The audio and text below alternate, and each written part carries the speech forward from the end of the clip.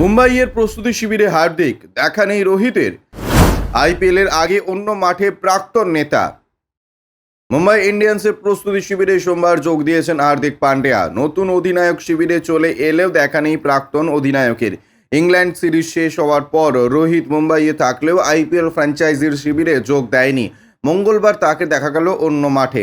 ওয়াংখেড়ে স্টেডিয়ামে চলছে রঞ্জি ট্রফির ফাইনাল। খেতাবের লড়াইয়ে মুম্বাইয়ের মুখোমুখি বিফর্দ। আরও একবার মুম্বাইয়ের রঞ্জি চ্যাম্পিয়ন হওয়ার সময়ের অপেক্ষা বলে মনে করছেন ক্রিকেট বিশেষজ্ঞরা।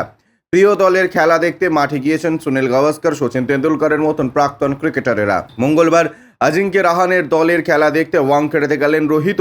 ভারতীয় দলের অধিনায়ক অবশ্য গ্যালারিতে বসেননি, তাকে দেখা গিয়েছিল মুম্বাইয়ের সাজঘরে।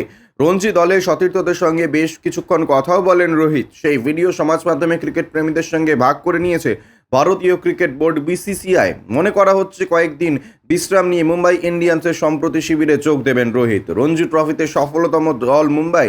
এখনও পর্যন্ত 41 বার চ্যাম্পিয়ন হয়েছে তারা। রাহানের নেতৃত্বে 42তম খেতাবের জয়ের অপেক্ষায় তারা। মঙ্গলবার ম্যাচের তৃতীয় দিনে শেষ বিভর্দের দ্বিতীয় ইনিংসের রান 10, হাতে রয়েছে 10 উইকেট। রঞ্জি জিততে হলে আরও 528 রান করতে হবে তাদের। ব্যুরো রিপোর্ট, ইউজে নিউজ।